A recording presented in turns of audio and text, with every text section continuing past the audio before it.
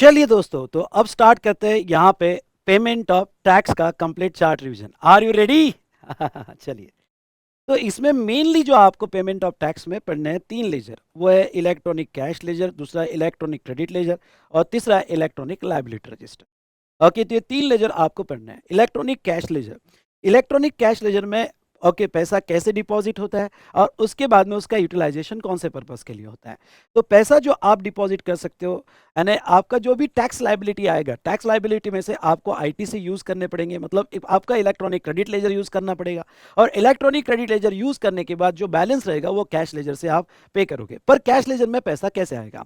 तो cash ledger में पैसा जो है इंटरनेट बैंकिंग, उसके बाद में यूपीआई, आईएमपीएस से debit card, credit card, NEFT, RTGS okay आप पे कर सकते हो, जिसकी चालान होगी, हाईलाइट करो पीएमटी 06 चालान।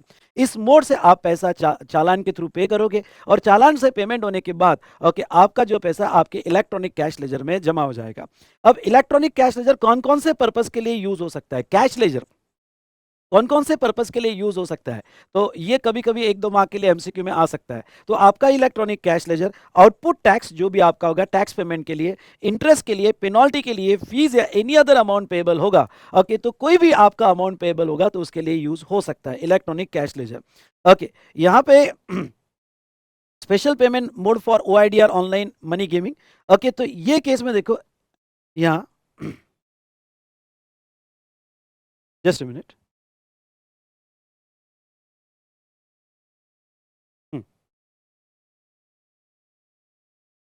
जस्ट मिनट बेटा, वो कभी कभी चार्ट ओपन नहीं हो पाता है, इसलिए मैं स्क्रीन में कर रहा हूँ, थोड़ा डिस्टर्ब हो सकता है। पर ये पता नहीं, कभी कभी वो चार्ट जो है रिज्यूम पूरा नहीं हो पाता है, जूम नहीं हो पाता है। तो special payment made for OIDAR online money gaming, ये उन्होंने अभी ऐड किया और उन्होंने कहा a person is providing OIDAR service to NTOR और online money gaming services to any person in India are permitted to make their payment through internet money transfer system of Swift network. मतलब देखो, अगर ओआईडीआर service provider India के बाहर है, I repeat, OIDAR service provider India के बाहर है और रिसिपिएंट इंडिया में है, और अभी एक और उन्होंने ऐड किया online money gaming, online money gaming वाला इंडिया के बाहर होगा और रिसिपिएंट इंडिया में है, तो जो बाहर वाला है ओके सेक्शन 14 है उन्होंने ऐड किया आईजीएसटी एक्ट में, उसको इंडिया में आके पे करना पड़ेगा या उसको अपना रिप्रेजेंटेटिव अपॉइंट करना पड़ेगा। ओके, अगर वो इंडिया में पे कर रहा है तो ये जो नेटवर्क दिया है उन्होंने, okay international money transfer system Swift network, इसके थ्रू वो पे कर सकता है। ये छोटा सा क्लॉज उन्होंने यहाँ पे ऐड किया है, ठीक है। चलो, अब नीचे आ जाते हैं। तो टैक्स पेमेंट चालान, तो टैक्स पेमेंट चालान पे अगर हम आते हैं तो आपकी चालान जो है, आप यहाँ पे ओवर द काउंटर, एक इंपॉर्टेंट पॉइंट है कि ओवर द काउंटर क्या हम पे कर सकते हैं? क्या पे कर सकते हैं ओनली 10,000, लेकिन इसके तीन एक्सेप्शंस हैं। एक है government department, okay proper officer, PO मतलब प्रॉपर ऑफिसर या other authorised proper officer to recover the outstanding due from any person registered और not and during investigation enforcement activity, अगर कोई रिकवरी होती है तो इन सिंपल वर्ड यहाँ पे अगर आपकी आउटस्टैंडिंग रिकवरी होती है बाय ऑफिसर या इन्वेस्टिगेशन या एनफोर्समेंट में, तो ऐसे सिचुएशन में ओवर द काउंटर आप 10,000 से भी ज़्यादा पे कर सकते हो। तो ये एक्सेप्शन एग्जाम में पूछा जा सकता है कि ओवर द काउंटर हम सिर्फ 10,000 पे कर सकते हैं, ओके लेकिन उससे ज़्यादा पे करना है तो ये तीन केसेस में ही पे कर सकते हो। ओवर द काउंटर मतलब आप ऑनलाइन नहीं पे कर रहे हो, आप NEFT, credit card, debit card या कोई भी ऊपर जो दिए मोड है उससे पे नहीं कर रहे हो, आप बैंक में जाके काउंटर पे कैश दे रहे हो, तो वो सिर्फ 10,000 तक दे सकते हो, बाकी यहाँ पे एक्सेप्शन है। आपकी चालान 15 डेज तक वैलिड रहेगी।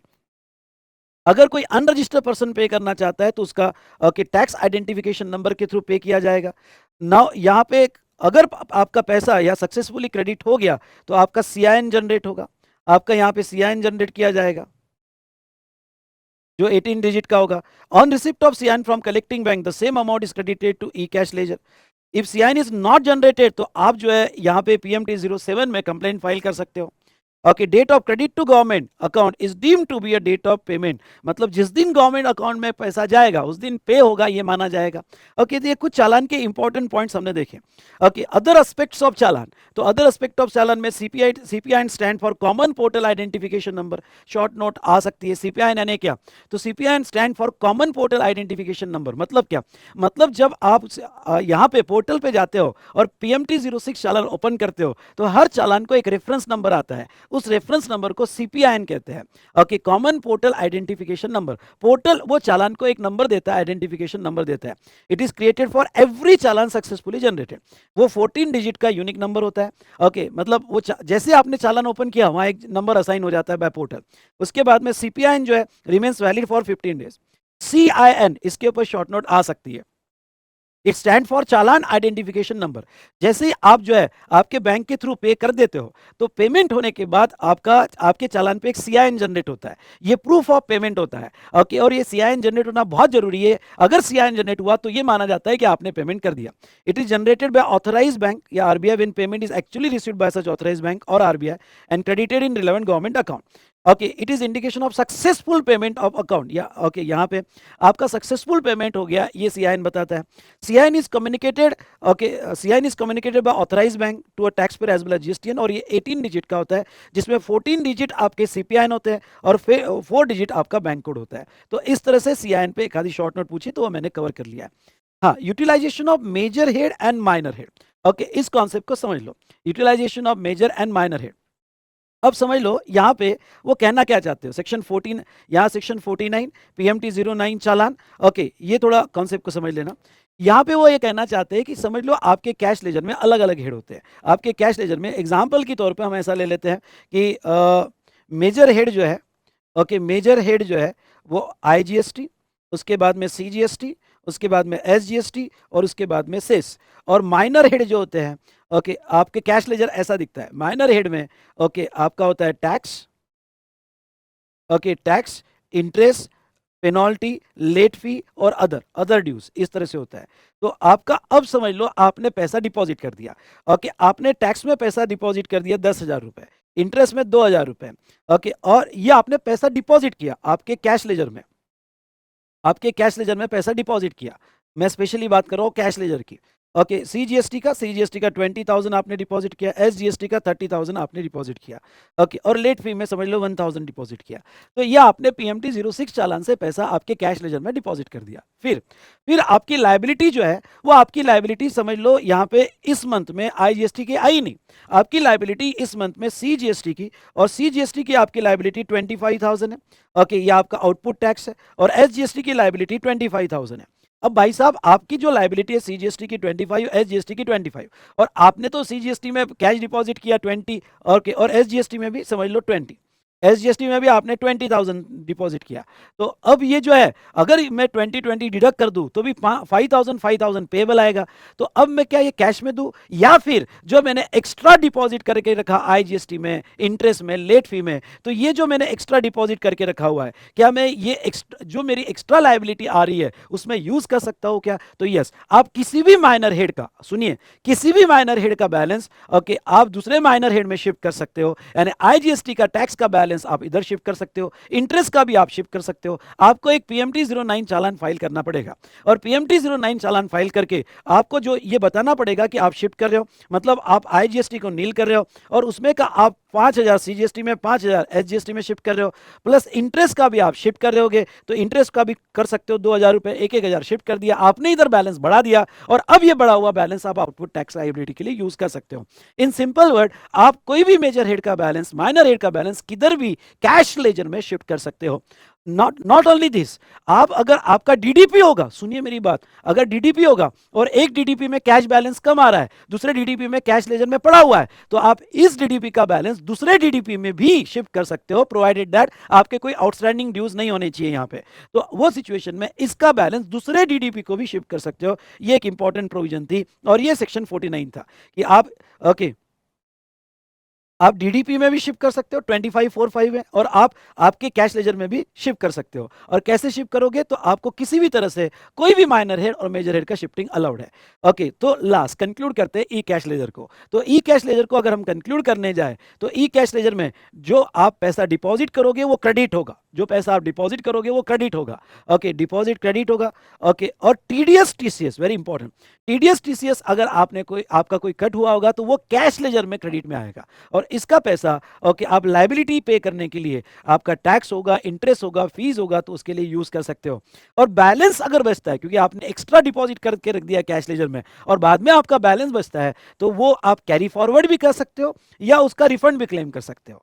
आप कैरी फॉरवर्ड भी कर सकते हो या उसका रिफंड भी क्लेम कर सकते हो। तो इस तरह से कैश लेजर के सारे पॉइंट्स मैंने कवर कर ली है। अब आते हैं ई क्रेडिट लेजर पे। तो ई क्रेडिट लेजर में ओके, यहाँ पे पैसा आता कहाँ से, मतलब क्रेडिट कहाँ से जमा होता है, तो ये आपको सेल्फ असेस करना पड़ता है। Highlight this word, self assess करना पड़ता है। अब सेल्फ असेस करना पड़ता है मतलब क्या, आपके टू बी में आएगा, टू बी में इनपुट टैक्स अपडेट होगा, वो टू बी में इनपुट टैक्स अपडेट होने के बाद आपको जो है सेक्शन 16 ओके आईटीसी का कंडीशंस, उसके बाद में 17 ओके अपॉर्शनमेंट, ब्लॉक क्रेडिट, उसके बाद में 18, 19, 20, 21 आईटीसी के सारे सेक्शंस अप्लाई करने के बाद जिसका क्रेडिट इस मंथ में मिलता है उसका क्रेडिट आप 3B में क्लेम करोगे, और 3B में जो क्रेडिट क्लेम करोगे, अवेल करोगे, वो आपके क्रेडिट लेजर को क्रेडिट होगा। आई रिपीट, वो आपके क्रेडिट लेजर को क्रेडिट होगा। ये समझ में आया कि आपको ओके। तो ये हुआ सेल्फ असेस करना। 2B में पहले आएगा, 2B में फिर जिसके जिसके क्रेडिट्स मिलते हैं वो असेस करोगे, जो 2B में नहीं आया पर आरसीएम है तो वो भी आप क्रेडिट क्लेम करोगे, और वो जो है क्रेडिट आपके क्रेडिट लेजर में जमा होगा। लेकिन ख्याल रहे ओके, जो भी क्रेडिट आपका, यहां पे सुनो, जो भी क्रेडिट आपका जमा हुआ आपके इलेक्ट्रॉनिक क्रेडिट लेजर में, वो ओनली आउटपुट टैक्स के लिए ही यूज किया जाएगा। जैसे कैश लेजर का पैसा, कैश लेजर में तो हमने पैसा डाला है, तो ये टैक्स के लिए, इंटरेस्ट के लिए, पेनल्टी के लिए या कोई भी पेमेंट के लिए यूज होगा। लेकिन क्रेडिट लेजर का पैसा, भाई साहब ध्यान से सुनना, क्रेडिट लेजर का पैसा ओनली आउटपुट टैक्स पेमेंट के लिए ही यूज किया जाएगा। तो अगर मैं एक छोटा सा टेबल बनाऊं, तो जीएसटी ओके, क्या टैक्स ड्यू जीएसटी, क्या मैं कैश लेजर यूज कर सकता हूं जीएसटी के पेमेंट के लिए? यस। क्या मैं क्रेडिट लेजर भी यूज कर सकता हूं जीएसटी के पेमेंट के लिए? यस। लेकिन अदर ड्यूज हो गए तो सिर्फ मैं कैश लेजर ही यूज कर सकता हूं, क्रेडिट लेजर में यूज नहीं कर सकता। ओके, उसके बाद में क्रेडिट लेजर जब यूज करोगे तो उसका क्रेडिट यूटिलाइजेशन कैसे होगा? तो section 49(5) read with other section कहता है कि सबसे पहले आप आईजीएसटी का क्रेडिट यूज करोगे, आईजीएसटी का credit against the payment of IGST, balance होगा तो आप एनी प्रोपोर्शन में, आई रिपीट, बैलेंस होगा तो आप एनी प्रोपोर्शन में सीजीएसटी और एसजीएसटी के लिए यूज कर सकते हो। ओके, आईजीएसटी एग्जॉस्ट होने के बाद, आई रिपीट, आईजीएसटी एग्जॉस्ट होने के बाद आप जो है सीजीएसटी का क्रेडिट यूज करोगे, सीजीएसटी का क्रेडिट सीजीएसटी में, बैलेंस होगा तो आईजीएसटी में, उसके बाद में एसजीएसटी या यूटीजीएसटी ऑटोरेट में भी एसजीएसटी का क्रेडिट एसजीएसटी में, और बैलेंस होगा तो आईजीएसटी में। लेकिन क्रॉस क्रेडिट बिटवीन सीजीएसटी और SGST does not allowed. Okay, यानी सीजीएसटी और एसजीएसटी का क्रॉस क्रेडिट आपको अलाउड नहीं है। ओके, तो ये बात का आपको ध्यान रखना है। तो ये हुआ कि आपका यूटिलाइजेशन किस तरह से होगा। उसके बाद में यहाँ पे इलेक्ट्रॉनिक क्रेडिट लेजर, अगर ये लेजर बना है तो क्या क्रेडिट होगा और क्या डेबिट होगा। आपको बता दूं, क्रेडिट जो है यहाँ पे जो आपने सेल्फ असेस किया on the basis of 2B वो होगा, और डेबिट सिर्फ टैक्स पेमेंट के लिए होगा। यानी क्रेडिट लेजर में भी use for payment of output tax only, बाकी पर्पज के लिए इसको डेबिट नहीं होगा। या कोई रिवर्सल करना है, आईटीसी रिवर्सल करना है तो वो डेबिट होगा। नाउ एक कॉन्सेप्ट है रिफंड, एक कॉन्सेप्ट है रिफंड। क्या हम इलेक्ट्रॉनिक क्रेडिट लेजर का रिफंड क्लेम कर सकते हैं क्या? अब दोनों लेजर में डिफरेंस समझ लो। कैश लेजर का रिफंड बिल्कुल कभी भी कर सकते हैं, आपका एक्स्ट्रा पैसा है। अगर आपका पैसा एक्स्ट्रा है, including TDS TCS, come on सुनना, इंक्लूडिंग टीडीएस टीसीएस, अगर आपके कैश लेजर में पैसा एक्स्ट्रा है तो आप कभी भी उसका रिफंड क्लेम करो, गवर्नमेंट को कोई प्रॉब्लम नहीं है। लेकिन क्रेडिट लेजर का रिफंड सिर्फ दो ही केस में आता है। सुनना मेरी बात, क्रेडिट लेजर का रिफंड सिर्फ दो ही केस में आता है। ओके, पहला यहाँ पे क्रेडिट लेजर का जीरो रेटेड सप्लाई, यानी अगर आप एक्सपोर्ट कर रहे हो और एक्सपोर्ट में आपने इनपुट सर्विस यूज की, तो 89(4) के फॉर्मूला के हिसाब से, एक रूल 89(4) है, ओके, वो रिफंड चैप्टर में आता है, जो ओके यहाँ पे रिफंड चैप्टर मतलब एक चैप्टर है फाइनल लेवल पे रिफंड, तो उसमें आता है। तो आपको जो इनपुट और इनपुट सर्विस का यहाँ पे ओके जो रिफंड मिलेगा आईटीसी का, उस फॉर्मूला के हिसाब से मिल जाएगा अगर आप एक्सपोर्ट करते हो। दूसरा, inverted tax structure. Sir, inverted tax structure क्या होता है? अगर आपका output tax rate input tax rate से कम है, सुनना, आपका output tax rate input tax rate से कम है, तो वो सिचुएशन में आपको रिफंड मिलता है। तो ये आईटीसी के रिफंड दो ही केस में मिलते हैं, जीरो रेटेड सप्लाई और inverted tax structure. Register person deposit the amount erroneous refund sanction to along with interest penalty, the amount erroneous refund shall be recredited to e-credit ledger. हाँ, तो अब समझ लो कोई उसने यहाँ पे क्रेडिट क्लेम किया और वो पता चला कि इरोनियस है तो डिपार्टमेंट ने कैंसिल कर दिया। अगर डिपार्टमेंट ने कैंसिल कर दिया तो वो उसको रिक्रेडिट हो जाता है। नहीं समझा सर? समझ लो इसने रिफंड एप्लीकेशन फाइल किया, इसको रिफंड ग्रांट हो जाता है। रिफंड अगर आईटीसी का ग्रांट हो गया तो आपका ई क्रेडिट लेजर डेबिट हो गया। पर पता चला कि नहीं यार, ओके ये गलत ग्रांट हुआ है, तो इसको ओके गवर्नमेंट ने रिकवर कर लिया इससे। तो गवर्नमेंट ने अगर इससे रिकवर कर लिया तो जो इलेक्ट्रॉनिक क्रेडिट लेजर डेबिट हुआ था वो वापस क्रेडिट हो जाता है। ठीक है, तो ये देखा हमने जहां तक है इलेक्ट्रॉनिक क्रेडिट लेजर से रिलेटेड। चलो अब थर्ड आते हैं इलेक्ट्रॉनिक लायबिलिटी रजिस्टर। थर्ड आते हैं इलेक्ट्रॉनिक लायबिलिटी रजिस्टर। चलिए, अब देखिए इलेक्ट्रॉनिक लायबिलिटी रजिस्टर, आपकी लायबिलिटी, ओके ये पढ़ के जाना, किस ऑर्डर में आपकी लायबिलिटी यहाँ पे डिस्चार्ज होती है। इलेक्ट्रॉनिक लायबिलिटी रजिस्टर करता है कि जब भी आपके क्रेडिट लेजर और कैश लेजर में बैलेंस आएगा तो सबसे पहले आपको डिस्चार्ज करना पड़ेगा सेल्फ असेस टैक्स, जो आपने खुद ही असेस किया था, and other dues related to return of previous tax period. मतलब तुमने प्रीवियस टैक्स पीरियड में जीएसटीआर 1 में जो अपने टैक्स बताया से, बहुत से लोग ऐसा करते हैं कि जीएसटीआर 1 फाइल कर दिया, ओके, और 3B फाइल ही नहीं किया, और बाद में उनके कैश लेजर और क्रेडिट लेजर में पैसा आया। तो जो प्रीवियस टैक्स पीरियड में तुमने जीएसटीआर 1 में सेल्फ टैक्स असेस किया था या अदर ड्यूज असेस किए थे, तो तुम्हारा जो कैश बैलेंस आया या क्रेडिट बैलेंस आया, पहले वो लायबिलिटी में एडजस्ट होगा, प्रीवियस टैक्स पीरियड में एडजस्ट होगा। फिर सेल्फ असेस जो आपने खुद असेस किया और other dues related to return of current tax period, फिर आपके कैश लेजर और क्रेडिट लेजर में बैलेंस बचता है तो करंट टैक्स पीरियड के एडजस्ट होगा। और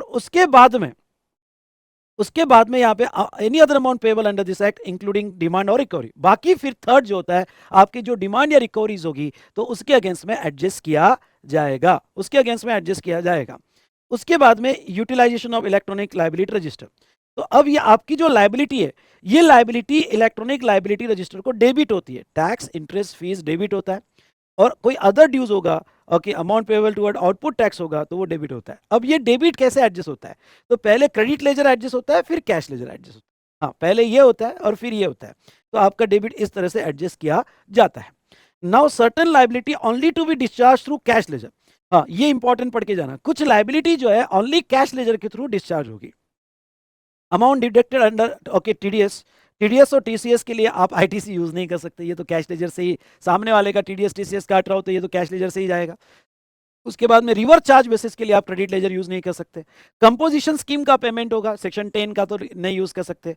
और इंटरेस्ट, पेनल्टी, फी और एनी अदर अमाउंट होगा तो इसके लिए सिर्फ आप कैश लेजर ही यूज कर सकते हो, क्रेडिट लेजर इन पेमेंट के लिए आप यूज नहीं कर सकते, ये कैश लेजर के थ्रू ही होगा। Reduction of penalty, the amount of penalty imposed or liable to be imposed shall stand reduced partly or fully as the case may be if the taxable person makes the payment of tax, interest and penalty specified in the show cause notice or demand order, and electronic liability register shall be credited accordingly. Okay, यानी अगर आपके against में notice या demand order आई होगी और आपने पे कर दिया होगा तो उतना आपके, ओके, यहाँ पे लेजर में लायबिलिटी रजिस्टर में कम कर दिया जाएगा। तो ये था रिगार्डिंग टू आपके रजिस्टर कैसे मेंटेन हो गए। अब दो बेटा दो रूल है, rule 86A and rule 86B। Okay, ये जो है मैंने आपको शायद आईटीसी चैप्टर में दिए थे, रूल 86A और 86B, जो आपके आईटीसी पे रिस्ट्रिक्शंस लगाते हैं। रूल 86A क्या कहता है, commissioner having reason to believe ITC available in electronic credit ledger has fraudulently availed और is ineligible may restrict the utilisation of ITC till following situation get corrected. Okay, अगर commissioner को ऐसा लगा तो कि आपने आईटीसी गलत लिए है, सेक्शन 16, 17, 18 के हिसाब से आपने आईटीसी नहीं लिए, या फिर कमिश्नर को ऐसा लगा कि आपने इनएलिजिबल आईटीसी ले लिए, तो वो आपका आईटीसी यूटिलाइजेशन को रोक देगा, आईटीसी यूटिलाइजेशन को रोक देगा, फ्रीज कर देगा।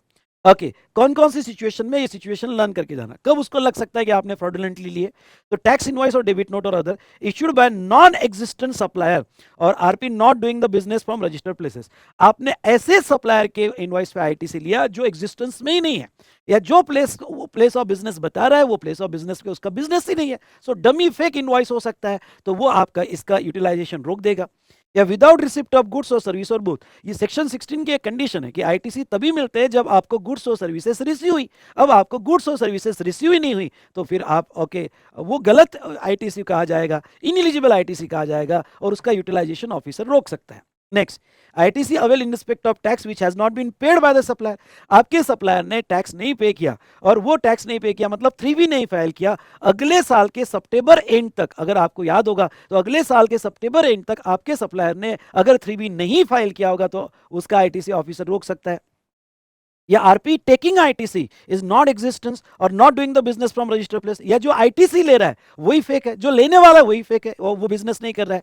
या not in position of tax invoice और डेबिट नोट, या आपने ऐसे गुड्स और सर्विस के आईटीसी ले लिए जिसके टैक्स इनवॉइस या डेबिट नोट आपके पोजीशन में नहीं है, तो ये रिस्ट्रिक्शन रहेगा और ये रिस्ट्रिक्शन 1 ईयर तक कंटिन्यू रहेगा। ये हमने रूल ये पढ़ के जाना कौन कौन सी सिचुएशन में 86A के रिस्ट्रिक्शन लग सकते हैं।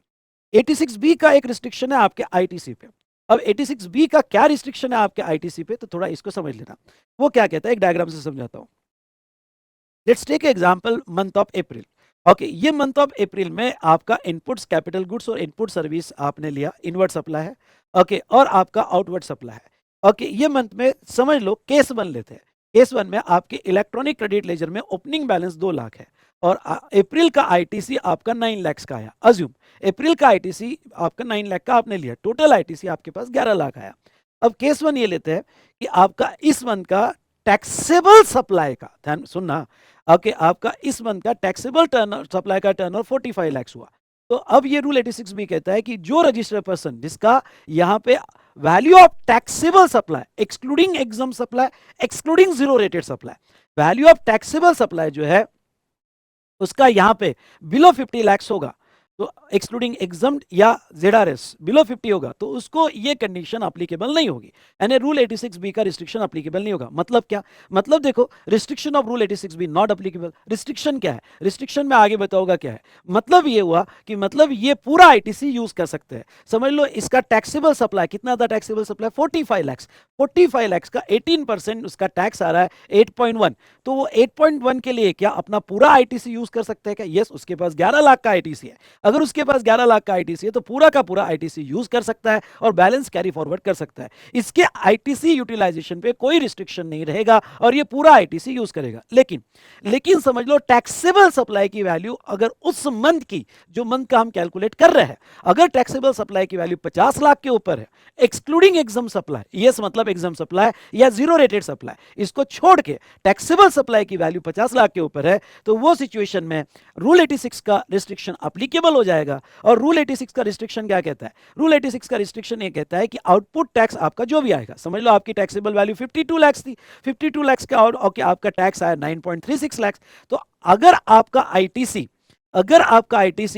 9.36 से ज्यादा है, मतलब एक्सेस है, 9.36 तो एग्जाम्पल के लिए ले लो, आपके पास एक्सेस आईटीसी पड़ा हुआ है, ज्यादा आईटीसी है, इवन दो आपके पास ज्यादा आईटीसी होगा, लेकिन आप 99% ऑफ आउटपुट टैक्स, सुनना, 99% ऑफ आउटपुट टैक्स से ज्यादा आईटीसी यूज नहीं कर सकते हैं, मतलब 1% आपको कैश लेजर में पे करना पड़ेगा। तो आप आउटपुट टैक्स का 99% ही यूज कर पाओगे, बाकी का आपको पे करना पड़ेगा। मतलब आपके पास इनफ बैलेंस होने के बाद भी, समझ लो आपके पास 11 लाख बैलेंस होने के बाद भी आप सिर्फ यूज कर सकते हो 99%। ओके, बाकी का आईटीसी कैरी फॉरवर्ड करो, आप कैरी फॉरवर्ड करो, लेकिन हमको 1% तो भी आपको कैश में देना पड़ेगा। ये रिस्ट्रिक्शन अप्लीकेबल हो जाएगा। इसके कुछ एक्सेप्शंस है, वो एक्सेप्शंस आपके नोट्स में मैंने दिए हैं। इनकम टैक्स आपने पे किया होगा, रिफंड आ रहे होंगे, जो भी है मैंने नोट्स में दिए, वो एक्सेप्शंस आपने पढ़ लेना। तो ये था रूल 86 बी। अब बेटा इस बार अगर एग्जाम में पढ़ के जाना है तो section 50 delay payment of tax, इसके ऊपर थोड़ा अच्छा खासा वर्क करके जाना। इसके ऊपर सेक्शन 50 पे ओके आप थोड़ा अच्छा खासा यहाँ पे ओके प्रॉब्लम सॉल्व करके जाना, कैलकुलेशन करके जाना, एग्जाम में आ सकता है। तो चलो सेक्शन 15 जो है मैंने यहाँ बहुत अच्छे से एक्सप्लेन किया है, तो इसके आगे जो है सेक्शन 50 ओके डिटेल में डिस्कस करेंगे। जो मेरे पास एग्जिस्टिंग रिकॉर्डिंग है और वो एग्जिस्टिंग रिकॉर्डिंग से हम डिस्कस करेंगे, और उसके बाद में हमारा ये चैप्टर पेमेंट ऑफ टैक्स जो सबसे ईजिएस्ट चैप्टर है वो हमारा बहुत अच्छे से खत्म हो जाएगा। आई होप आपको रिवीजन पसंद आएगी, और पसंद आई तो आपको क्या करना है आपको सबको पता है। चलिए तो देखते हैं सेक्शन 50। इंपॉर्टेंट प्रोविजन रहेगी, interest on delay payment of tax. देखो भाई, आपने टैक्स कब देना चाहिए? अगर आप मंथली स्कीम में होगे, मंथली स्कीम में होगे और क्यूआरएमपी स्कीम में होगे। अगर आप मंथली स्कीम में होगे तो अगले महीने के 20 तारीख तक जब आपका जीएसटीआर 3 भी देना है, और क्यूआरएमपी स्कीम में होगे तो आपको टैक्स मंथली देना है और अगले महीने के 25 तारीख तक ओके, यानी रिटर्न क्वार्टरली जाएगा पर पेमेंट मंथली जाएगा। अगर पहले दो first month okay, second month तो अगले महीने की 25 तारीख, और थर्ड मंथ तो थर्ड मंथ में जब आप जीएसटीआर 3 भी दे रहे हो, जीएसटीआर 3 भी दे रहे हो, फिर वो हो सकता है 22 तारीख, हो सकता है 24 तारीख ओके। तो जो आपकी जीएसटीआर 3 की डेट होगी वो डेट, तो यहाँ पे 20 तारीख अगले महीने की और यहाँ पे 25 या फिर थर्ड मंथ की लायबिलिटी जब आप जीएसटीआर 3 भी दे रहे हो तब आएगा, तो वो आपकी ड्यू डेट रहेगी। तो अगर आपने ड्यू डेट में पेमेंट नहीं किया, क्योंकि आपकी कैश लेजर की लायबिलिटी आ रही थी और आपने पेमेंट नहीं किया, तो 18% पर एनम से आपको इंटरेस्ट लगाया जाएगा। इसके प्रॉब्लम सॉल्व करके जरूर जाना ओके। और 18% पर एनम कब से? तो next day will be started from the date following the due date of payment. जो भी आपकी ड्यू डेट होगी उसके नेक्स्ट डे से इंटरेस्ट होगा till the actual payment of tax, आपको इंटरेस्ट लगाया जाएगा। नेक्स्ट वेरी वेरी इंपॉर्टेंट, वो क्या, okay, provided that interest on tax payable shall be levied on that portion of tax that will be debited to electronic cash ledger।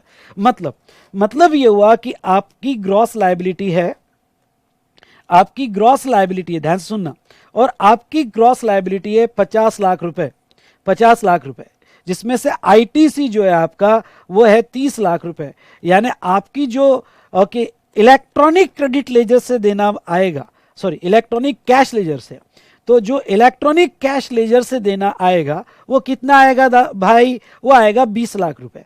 तो जो आपको electronic cash ledger को debit करना है उस पर इंटरेस्ट आएगा, यानी आपके ग्रॉस लायबिलिटी पे नहीं आएगा। ये 20 लाख रुपए ओके पे इंटरेस्ट आएगा इंटू 18% इंटू जो भी नंबर ऑफ डेज होगा। समझ लो आप 20 दिन लेट हो गए तो 20 डिवाइडेड बाय 365 अगर, तो इस तरह से आपका इंटरेस्ट निकाला जाएगा। लेकिन इसका एक और मीनिंग देखो, और क्या मीनिंग देखो, देखो भाई आपकी दो लायबिलिटी थी, एक लायबिलिटी जो थी वो आपकी आउटपुट टैक्स की लायबिलिटी थी, ओके आउटपुट टैक्स की लायबिलिटी थी, और एक दूसरा आरसीएम की आपकी लायबिलिटी थी, भाई आरसीएम में रिवर्स चार्ज, पर वो इनवर्ट सप्लाई की लायबिलिटी थी। अब आपकी आउटपुट टैक्स लायबिलिटी जो है वो है 50 लाख, ओके, और आपका आरसीएम है 5 लाख रुपए, ओके आपका आरसीएम है 5 लाख रुपए। तो ऐसे सिचुएशन में ध्यान से सुनिएगा, 5 लाख रुपए, तो ये तो आपको मालूम है आपका जो आईटीसी है वो आप आईटीसी यूज करना है, तो आप आरसीएम पेमेंट के लिए यूज नहीं कर सकते। आपके पास 30 लाख का आईटीसी है, तो 30 लाख का आईटीसी आप सिर्फ आउटपुट टैक्स में यूज कर सकते हैं। मतलब क्या, मतलब आपको 20 लाख रुपए इलेक्ट्रॉनिक कैश लेजर को डेबिट करने हैं, ई कैश लेजर को ओके आपको डेबिट करने हैं 20 लाख, प्लस 5 लाख आरसीएम के डेबिट करने हैं, ओके ये 5 लाख आरसीएम के डेबिट करने हैं। तो इन शॉर्ट आपकी जो लायबिलिटी आएगी, हाँ ये आईटीसी में आपका आरसीएम का भी आईटीसी कवर हो गया, ठीक है। इन सिंपल वर्ड आपको इलेक्ट्रॉनिक कैश लेजर से कितना पे करना है, तो आपको 25 लाख पे करना है, तो ये 25 लाख पे इंटरेस्ट निकाला जाएगा। इसलिए एग्जाम में लिखते वक्त नेट लायबिलिटी वर्ड मत यूज करना, क्योंकि नेट लायबिलिटी मतलब फिर हुआ वो तो ये हुआ 20 लाख ही हुआ आपकी नेट लायबिलिटी, नहीं। एग्जाम में वर्ड यूज करना कि जो इलेक्ट्रॉनिक कैश लेजर को डेबिट किया जाएगा, मतलब आपकी output net tax liability plus RCM, ये दोनों का मिला के ओके जो इलेक्ट्रॉनिक कैश लेजर को डेबिट होगा उस पर इंटरेस्ट निकाला जाएगा, अगर वो आपने ड्यू डेट को पे नहीं किया। डन डना डन डन। इस तरह से हमारा सेक्शन 50 भी खत्म होता है। मजा आ गया आपको? यस और नो? बोलिए जोर से, यस और no.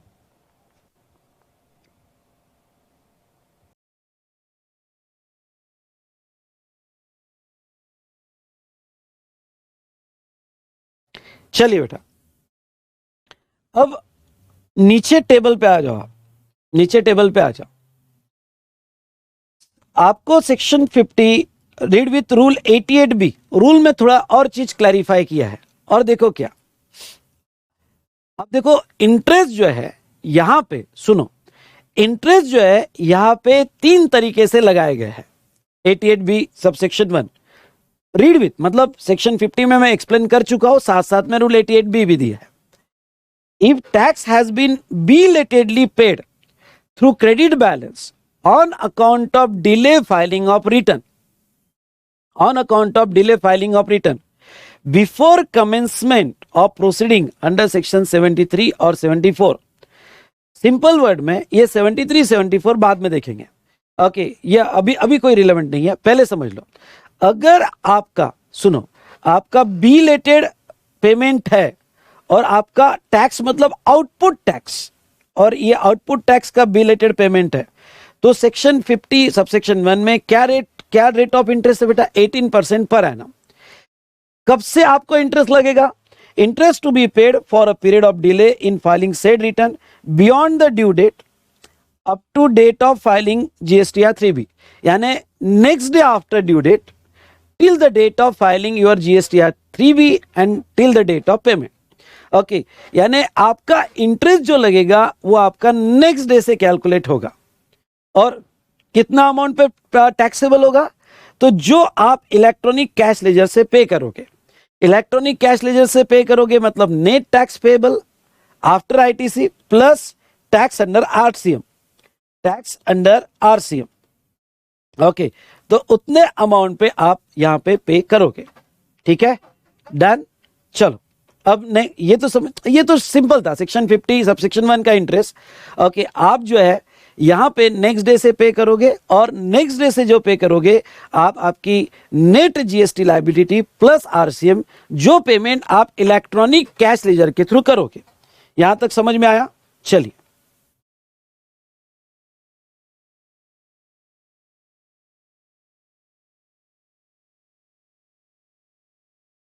Next 88B2, in all other cases where interest is payable on delay payment of tax under section 51, read with, okay, यहां पे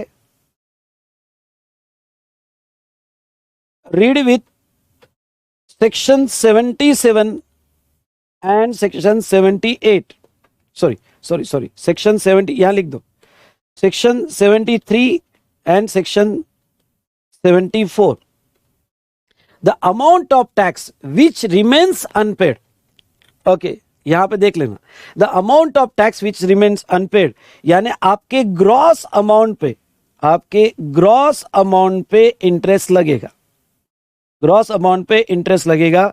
ओके, और वो 18% पर एनम से लगेगा और next day after due date. पर अगर आप सीए इंटर में हो, ध्यान से सुनिएगा, अगर आप सीए इंटर में हो तो आपको ये 73 74 पढ़ने की जरूरत नहीं है, मतलब 88B2 ये आप क्रॉस कर सकते हो। ओके, 88B2 आप क्रॉस कर दो क्योंकि सेक्शन 73 74 आपके सिलेबस में नहीं है। अगर केस 73 74 का लगा होगा तो आपको इंटरेस्ट ग्रॉस अमाउंट पे लगेगा, तो ये आपको पढ़ने की जरूरत नहीं है। लेकिन अब देखिएगा, नेक्स्ट आओ, ये जो टेबल का थर्ड पार्ट है ये बड़ा इंपॉर्टेंट है। और यहां पे ओके, यहां पे देखो, if interest is payable on ITC wrongly availed and utilize, ये आपको बहुत अच्छे से करके जाना है। If interest is payable on ITC wrongly availed and utilize, तो देखो, period from the date of which utilization of such wrongly avail credit, okay देखो वर्डिंग सा, period from the date of utilization of such wrongly availed ITC till the date of reversal of such credit or payment of tax in respect of such amount, okay, आपको interest देना है। और अगर आपने जितना wrongly availed and utilized किया उस पे आपको 18% पर एनम से देना है। हो सकता है आपके बुक पे मैंने पढ़ाया हो 24% पर एनम, पर 24 नहीं, क्या रेट से देना है आपको? 18%। यहां पे आप करेक्शन कर लो और ये 18% पर एनम से आपको कैलकुलेट करना है। ओके, नोटिफाइड रेट, ये आपको करेक्शन यहां पे करना है। चलिए, तो ये 18% पर एनम से आपको कैलकुलेट करना है। यहां तक क्लियर? नेक्स्ट अब आ जाओ आप नेक्स्ट डिस्कशन पे।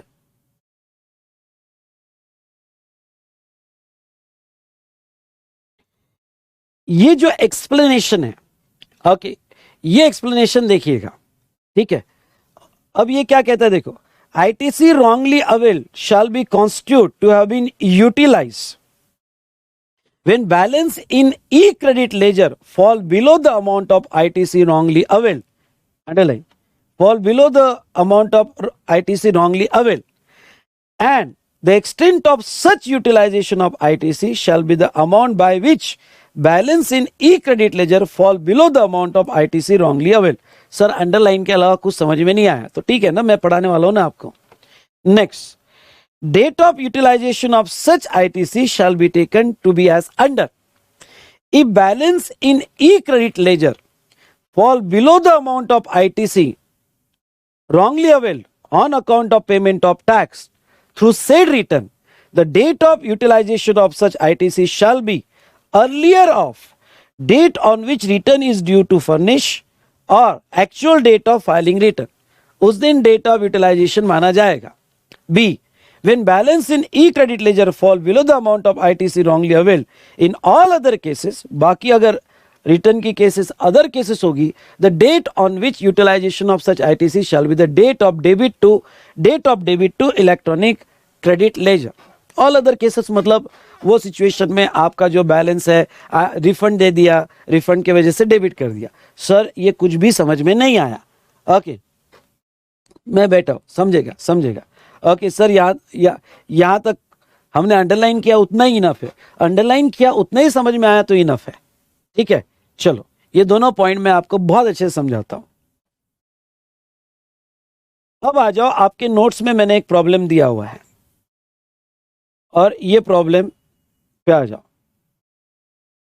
ठीक है ये प्रॉब्लम पे आ जाओ, ये प्रॉब्लम आपकी सारे प्रॉब्लम सॉल्व कर देगा। ठीक है आ गए ये प्रॉब्लम पे, स्टेप बाय स्टेप अब मेरे साथ चल रहा है आपको। ठीक है ये जो प्रॉब्लम है ये प्रॉब्लम ओके आपके पुराने नोट्स में मैंने कुछ भी दिया होगा, इग्नोर इट और आपके नोट्स में ऐसा करेक्टेड प्रॉब्लम होगा तो ये आपको फॉलो करना है। एक बार मेरे साथ स्टेप बाय स्टेप देख लो। ओके और ये जो है आपको फॉलो करना है। देखो मंथ है अप्रैल मई जून जुलाई अगस्त। ठीक है ओपनिंग बैलेंस इन इलेक्ट्रॉनिक क्रेडिट लेजर, मेरा अप्रैल में ओपनिंग बैलेंस मेरे इलेक्ट्रॉनिक क्रेडिट लेजर का कुछ भी नहीं था, नील था। ठीक है यहां तक समझ गया, ओपनिंग बैलेंस नील था। एलिजिबल आईटीसी मतलब मुझे अप्रैल महीने के जो भी मैंने परचेस किए होंगे inputs, capital goods, input service, तो जिसको मैं एलिजिबल है मैं ले सकता हूं, ऐसे 7 लाख रुपए थे। और आईटीसी रॉन्गली अवेल मतलब ऐसे कुछ जो ब्लॉक क्रेडिट में होंगे, सुनो ऐसे कुछ जो ब्लॉक क्रेडिट में होंगे या एग्जाम में या कोई भी रीजन की वजह से मुझे आईटीसी नहीं मिलते हैं, आई रिपीट कोई भी रीजन की वजह से मुझे आईटीसी नहीं मिलते हैं, ऐसे मैंने गलती से 50,000 और क्लेम कर लिए, अवेल कर लिए। तो टोटल मैंने अप्रैल में जब मेरा जीएसटीआर 3B फाइल किया तो मैंने 7,50,000 का आईटीसी क्लेम कर लिया। ठीक है 7,50,000 का आईटीसी क्लेम कर लिया। अब अप्रैल महीने का मेरा आउटपुट टैक्स जो आया वो 7 लाख रुपीज आया। सुनो अप्रैल महीने का मेरा आउटपुट टैक्स कितना है, 7 लाख। तो मेरे पास आईटीसी क्लेम किया हुआ है 7,50,000 और 7 लाख मेरा जो है आउटपुट टैक्स लायबिलिटी आया। मेरी रिटर्न की ड्यू डेट थी 20 मई और मैंने एक्चुअल रिटर्न भी 20 मई को फाइल किया। रिटर्न की ड्यू डेट भी 20 मई को है और एक्चुअल रिटर्न भी मैंने 20 मई को फाइल किया। ठीक है अब एक एक मंथ लेते चलते हैं। ठीक है और ये टेबल के नीचे का भी प्रोविजन पढ़ लेते हैं। Determine the date from when interest is applicable in above cases, also calculate the amount of interest if wrongly availed and utilized. ITC is reverse in September return, मतलब ITC रिवर्स किया गया 20 अक्टूबर को। अगर wrongly कोई ITC लिया होगा तो 20 अक्टूबर को वो रिवर्स किया गया। Calculate the amount on which interest is payable under rule 88B, read with section 53, read with section 53। ठीक है चलो अब मैं एक एक मंथ लेता हूं तो आपको समझ में आएगा। आंसर में अप्रैल में मेरा आउटपुट टैक्स लायबिलिटी 7 लाख था, मेरे पास क्रेडिट कितना था 7,50,000। तो आंसर में ओके मेरा जो क्लोजिंग बैलेंस है क्रेडिट का, अब देखो यहां बदल जाएगा। तो मेरे क्रेडिट 7,50,000 थे, आउटपुट टैक्स 7 लाख था, मेरे पास क्लोजिंग बैलेंस 50,000 था। मैंने रॉन्गली कितना अवेल किया था 50 और बैलेंस भी कितना है 50। मतलब ओके ये जो रॉन्गली अवेल किया हुआ आईटीसी ये शॉर्ट नहीं हुआ। एक बार मुंह घुमा के बोलो, ये रॉन्गली अवेल किया हुआ आईटीसी उतना का उतना पड़ा हुआ है, शॉर्ट नहीं हुआ। मतलब ये माना जाएगा कि अभी तक मैंने यूज नहीं किया, ये माना जाएगा कि अभी तक मैंने यूज नहीं किया। और अभी तक मैंने यूज नहीं किया तो ऐसे केस में ओके मुझे इंटरेस्ट तब लगेगा अगर मैं रॉन्गली अवेल एंड यूटिलाइज करूं, रॉन्गली अवेल्ड एंड यूटिलाइज करूं। तो अगर यहां पे माना गया कि मैंने, क्योंकि मेरा 50,000 जो रॉन्गली अवेल्ड है अभी तक शॉर्ट नहीं है, उतना क्लोजिंग बैलेंस है, तो ऐसे केस में मैंने अभी तक यूज नहीं किया तो क्या मुझे इंटरेस्ट लगेगा? तो मुझे अप्रैल में कोई भी इंटरेस्ट आईटीसी का नहीं लगेगा एट द रेट 18% पर एनम। यहां तक समझा होगा तो अप्रैल का ए टाइप करो, यहां तक समझा होगा तो अप्रैल का ए टाइप करो फटाफट, ठीक है, ओके डन। फिर आते हैं हम मई में, ओके फिर आते हैं हम मई में। अब ये जो है ये बैलेंस, ये देखो ये रॉन्गली अवेल्ड हुआ। बहुत सी बार तो ऐसा होता है कि मेरा अकाउंटेंट ने ले लिया और हमको 3-4 महीने बाद पता चलता है अरे यार इसका तो क्रेडिट मिलता नहीं था, तूने क्लेम कर लिया। अब ये जो है 50,000 नेक्स्ट मंथ में ओपनिंग बैलेंस बना, ओके नेक्स्ट मंथ में ओपनिंग बैलेंस बना 50,000 रुपए, ठीक है कोई दिक्कत नहीं। ओके यहां पे अब नेक्स्ट मंथ में जब ओपनिंग बैलेंस बना, अभी तक मैंने रिवर्स नहीं किया क्योंकि ये रिवर्स मैंने 20 अक्टूबर को किया हुआ है, तो वो मई में भी कंटिन्यू रहा। मई के एलिजिबल आईटीसी थे मेरे 5 लाख के, समझे आप, मई के एलिजिबल आईटीसी थे 5 लाख के, डन। अब मेरा मई का टोटल आईटीसी हुआ वो ओपनिंग बैलेंस और एलिजिबल 5 लाख। क्या मैंने मई में कोई रॉन्गली अवेल किया? नहीं, मई में कोई भी मैंने रॉन्गली अवेल नहीं किया हुआ है, ओके तो कोई दिक्कत नहीं। टोटल मेरा कितना हो गया? 5,50,000। मई की आउटपुट टैक्स लायबिलिटी मेरी 5 लाख, तो मेरे पास क्लोजिंग बैलेंस 50,000। तो मैंने जो रॉन्गली अवेल किया आईटीसी आज भी 50 वैसे का वैसा पड़ा हुआ है, वो अभी तक शॉर्ट नहीं हुआ है, वो अभी तक शॉर्ट नहीं हुआ है। तो कोई दिक्कत नहीं, मुझे इंटरेस्ट नहीं लगेगा, क्योंकि इंटरेस्ट तभी लगेगा जब मैं उसको यूज करूंगा, इंटरेस्ट तभी लगेगा जब मैं उसको यूज करूंगा। मैंने यूज किया ही नहीं तो अभी तक मुझे इंटरेस्ट नहीं लगेगा। ओके यूटिलाइज तभी बोला जाएगा जब ये शॉर्ट हो जाएगा। तो दोस्तों मुझे बताओ, ओके मैं समझा क्या आपको? ओके मैं समझा क्या आपको? डन। चलो मैं समझा होगा तो एम टाइप कीजिएगा फटाफट। उसके बाद में नेक्स्ट, अब आ गया जून। ये 50,000 बैलेंस जून में कैरी फॉरवर्ड हुए। अब ये जो 50,000 का बैलेंस जून में कैरी फॉरवर्ड हुआ और उसके ऊपर जून में कैरी फॉरवर्ड हुआ और उसके ओके फिर मैंने 3 लाख का आईटीसी लिया, टोटल मेरे पास 3,50,000 का आईटीसी हो गया। अब मेरी जून की आउटपुट टैक्स लायबिलिटी 3,30,000 थी। अब 3,30,000 में मैंने आईटीसी यूज कर लिया तो मेरे पास क्लोजिंग बैलेंस 20 हो गया। मतलब क्या? मतलब जो रॉन्गली अवेल किया हुआ आईटीसी वो शॉर्ट हो गया, और वो शॉर्ट टू दैट अमाउंट। कितने अमाउंट से शॉर्ट हुआ? 30,000 से। तो जितने अमाउंट से शॉर्ट हुआ उतने अमाउंट से आपको इंटरेस्ट लगेगा। तो 30,000 से शॉर्ट हुआ तो मुझे इंटरेस्ट 30,000 पे लगेगा। तो देखो क्या अब अगर आप आंसर देखोगे तो क्या अप्रैल में मुझे इंटरेस्ट लगेगा? क्या नहीं, क्योंकि मैंने रॉन्गली अवेल तो किया था पर यूटिलाइज नहीं किया, और जब तक मैं यूटिलाइज नहीं करूंगा तब तक मुझे इंटरेस्ट नहीं लगेगा। पर क्या मुझे जून में लग जाएगा क्या इंटरेस्ट? यस। जून में कितने अमाउंट पे इंटरेस्ट लगेगा? 30,000 पे इंटरेस्ट लगेगा। जून में मुझे इंटरेस्ट कितने अमाउंट पे लगेगा? 30,000 पे लगेगा। चलो यहां तक मुझे समझ में आ गया, ठीक है। अब ये जो जून में 30,000 पे मुझे इंटरेस्ट लगेगा, ये कब से लगेगा? कौन सी डेट के लगेगा? तो अब सेक्शन 50 सबसेक्शन 3 में read with rule 88B3 okay interest जो है आपका कब से लगेगा? तो इंटरेस्ट जो है date of filing, due date of return और date of actual return which is earlier. मतलब आपकी लास्ट डेट ऑफ रिटर्न 20 तारीख है। अगर आपने 20 तारीख या उसके पहले रिटर्न, एक्चुअल हो सकता है आप 18 को भी रिटर्न दे सकते हो, 17 को भी दे सकते हो, तो दोनों डेट में से विच इज अर्लियर उस दिन से आपका इंटरेस्ट चालू होगा। तो मेरी ड्यू डेट 20 तारीख है, मैंने एक्चुअल 20 तारीख को ही दिया है, तो मेरा इंटरेस्ट यहाँ पे 20 तारीख से चालू हो जाएगा। ओके विच इज अर्लियर, तो दोनों में विच इज अर्लियर में ओके 20 जो है ओके अर्लियर होगा, तो मेरा एक्चुअल इंटरेस्ट 20 तारीख से चालू होगा। मतलब क्या हुआ?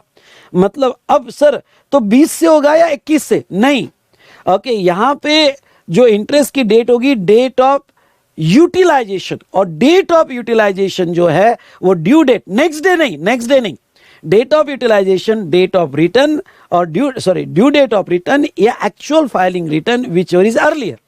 तो ऐसे केस में आपको 21 से मत लेना, जिस दिन आपने यहां पे ओके विच इज अर्लियर आया रिटर्न का वहां से लेना, यानी आपका जो है 20 जुलाई से, नेक्स्ट डे से नहीं।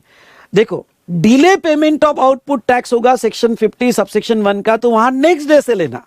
और रॉन्गली अवेल और यूटिलाइजेशन का होगा तो विच एवर इज अर्लियर, जो डेट आई वो, तो 20 जुलाई से आपका इंटरेस्ट चालू होगा। और ये आपने ओके रिवर्स या पे कब किया, 20 अक्टूबर को, तो 20 जुलाई से 20 अक्टूबर, तो 20 जुलाई यानी 20 को भी कंसीडर कर लेना। तो जुलाई के हो जाते हैं यहाँ पे 12 दिन, आई रिपीट, लो कैलकुलेटर, जुलाई के हो जाते हैं 12 दिन, अगस्त के हो जाते हैं 31, ओके कैलकुलेटर लो देखते हैं यहाँ पे, ओके तो जुलाई के हो गए 12 प्लस अगस्त के हो गए 31, सितंबर के हो गए 30 प्लस अक्टूबर के हो गए, एक मिनट, जुलाई के 12 प्लस 31 प्लस जुलाई अगस्त सितंबर के 30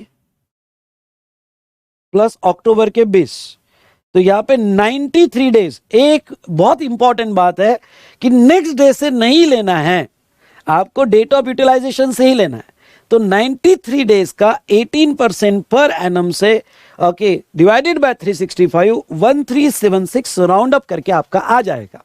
ये समझा क्या बेटा? अगर जून समझा होगा तो जे टाइप कीजिएगा।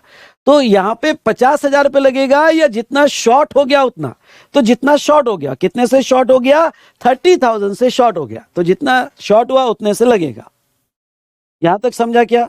चलिए अब आगे, ये 20,000 का बैलेंस आगे कैरी हुआ 20,000, एलिजिबल क्रेडिट 6 लाख रुपए है, ओके आगे कैरी हुआ एलिजिबल क्रेडिट 6 लाख रुपए है, टोटल 620 हो गया। इसमें से मेरी आउटपुट में मैंने 610 यूज कर लिया, आउटपुट में 610 यूज करने के बाद मेरे पास बैलेंस 10,000 रहा। तो अब मेरा और कितना शॉर्ट हो गया? अब शॉर्ट 40 मत कर लेना, ठीक है, उसमें से 30 का तो इंटरेस्ट हमने ले लिया पूरा। अब वापस जो है वो शॉर्ट हो गया 10, तो ये 10 पे इंटरेस्ट लगेगा। अब 10 पे इंटरेस्ट लगेगा कौन से मंथ का? जुलाई। इंटरेस्ट कब से लगेगा? Due date of return actual, आपकी ड्यू डेट थी 20 तारीख और आपने एक्चुअल रिटर्न दिया 18 तारीख, तो which ever is earlier, okay which ever is earlier. तो ऐसे सिचुएशन में आपका अर्लियर 18 तारीख है, तो आपको जो है यहां पे 18 अगस्त से, यानी जुलाई का इंटरेस्ट देखो, तो 18 अगस्त से तो 20 अक्टूबर का 10,000 रुपए पे 18% पर एनम से इंटरेस्ट लगेगा। अगर आप नंबर ऑफ डेज देखोगे तो वो 64 डेज हो जाएंगे, ओके 64 डेज हो जाएंगे। यहां तक समझा क्या? तो ये हुआ बेटा जुलाई, तो 64 डेज का आपको इंटरेस्ट यहां पे देना है, डन, ओके। उसके बाद में अब ये 10,000 रुपए वापस कैरी फॉरवर्ड हुए अगस्त में, टोटल 5,10,000 हुआ, 5 लाख एलिजिबल आईटीसी, और पूरा का पूरा यूज हो गया। मतलब ओके आपने अगस्त में ये 10,000 रुपए भी यूज कर लिए, तो आपको वो 10,000 रुपए पे अगस्त से इंटरेस्ट लगेगा। यानी जब जब जितना जितना यूज करोगे, ये बड़ा इंपॉर्टेंट वर्ड है, जब जब जितना जितना यूज करोगे उतने पे इंटरेस्ट लगते जाएगा। तो ये 10,000 रुपए पे आपको okay no doubt whichever is earlier, आपकी ड्यू डेट थी 20 तारीख और आपने रिटर्न दिया 25 को, लेट दिया, विच एवर इज अर्लियर, तो ये 20 तारीख से तो आपको इंटरेस्ट लगना चालू हो जाएगा। तो ये 20 सितंबर से लेके 20 अक्टूबर 31 डेज का इंटरेस्ट आपको लग जाएगा ऑन दैट 10,000 18% पर एनम। ये समझने में बहुत आसान है। अगस्त समझा क्या? अगस्त समझा होगा तो ए टाइप कीजिएगा।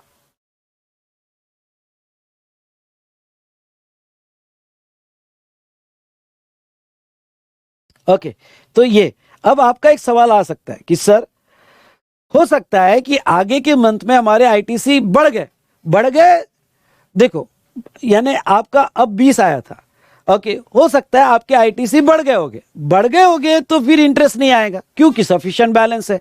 यानी जब तक आपका यहाँ पे बैलेंस वो रॉन्गली जो 20,000 है, सुनो ये जो रॉन्गली 20,000 है, देखो पहला आपने 30,000 यूज कर लिया, उसका इंटरेस्ट तो लगेगा क्योंकि वो यूज ट्रिगर हो गया। पर बाद में अगर आपके आईटीसी बढ़ जाते, समझ लो यहाँ एलिजिबल आईटीसी 6,50,000 है, तो ये 20 वैसे ही पड़े, अभी यूज नहीं किया तो इंटरेस्ट नहीं लगेगा।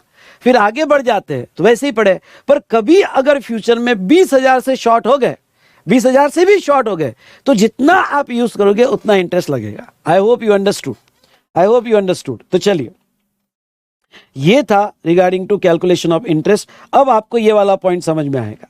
अब आपको ये वाला पॉइंट समझ में आएगा। देखो, ITC wrongly availed shall be considered to have been utilized when balance in e credit ledger।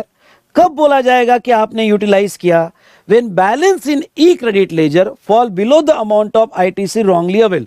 जब भी आपका बैलेंस क्रेडिट लेजर का जितना रॉन्गली अवेल था उससे कम जाएगा, बढ़ते जाएगा तो कोई दिक्कत नहीं, इंटरेस्ट नहीं लगेगा, पर जैसे ही उससे कम हो जाएगा, जितना आपने यूज किया उतना इंटरेस्ट लगते जाएगा। And to the extent of such utilization of ITC, मतलब आपको टोटल 50 भी नहीं लगेगा, टू द एक्सटेंट जितना जितना आप यूज करोगे, आई रिपीट, जितना जितना आप यूज करोगे टू दैट एक्सटेंट उस मंथ का आपको अप्लीकेबल ओके इंटरेस्ट लगेगा। ये समझा क्या? ये समझा होगा तो 1 टाइप करो, ये समझा होगा तो 1 टाइप करो। पहली बात तो ओके, अगर आपने रॉन्गली अवेल किया हुआ ITC जो है उससे आपका बैलेंस शॉर्ट हुआ तो ही आपको इंटरेस्ट लगेगा। दूसरा जितना शॉर्ट होगा उतना ही लगेगा, ओके, उतना ही लगेगा। अच्छा, नेक्स्ट, डेट ऑफ यूटिलाइजेशन कब बोलना? ओके, कब बोलना कि आपने रॉन्गली यूटिलाइज किया? तो वो कहते हैं if balance in e-credit ledger fall below the amount of ITC wrongly availed on account of payment of tax through said return, the date of utilization of such ITC shall be earlier of due date or actual date of filing return which is earlier। अब समझ जाएगा आपको, अब समझ जाएगा। ये बेटा class का फायदा होता है, मतलब कभी कभी कुछ हमको सेल्फ स्टडी से इंसाइट नहीं मिलता है, लेकिन अब हर वर्ड आपको समझ में आ रहा है, क्योंकि आपका इंटरेस्ट जिस दिन यूटिलाइज किया उस दिन से, नेक्स्ट डे से नहीं, जिस दिन यूटिलाइज किया उस दिन से लगेगा। कब कहा जाएगा कि आपने यूटिलाइज कब किया है? तो वो ड्यू डेट ऑफ रिटर्न और actual date of filing return which is earlier, ये समझा होगा। और बी जो है, when balance in e-credit ledger fall below the amount of ITC wrongly availed, in other cases, बहुत सी बार रॉन्गली रिफंड की debit हो जाती है, एंट्री वगैरह, तो जिस दिन डेबिट हुआ उस दिन, तो चलो ये इतना इंपॉर्टेंट नहीं है। पहला वाला ओके जो है हमारे डिस्कशन के लिए इंपॉर्टेंट है। ओके, तो ये आपको अगर क्लॉज ए समझा होगा तो ए बड़ा इंपॉर्टेंट है, ये आपने देख लिया। ए समझा होगा तो फटाफट क्लॉज ए टाइप करो, छोटा ए टाइप करो। तो इन दिस वे हमने यहाँ पे जो है okay section 50 subsection 3 rule 88B हमने यहाँ पे देखा। ठीक है दोस्तों, चलो।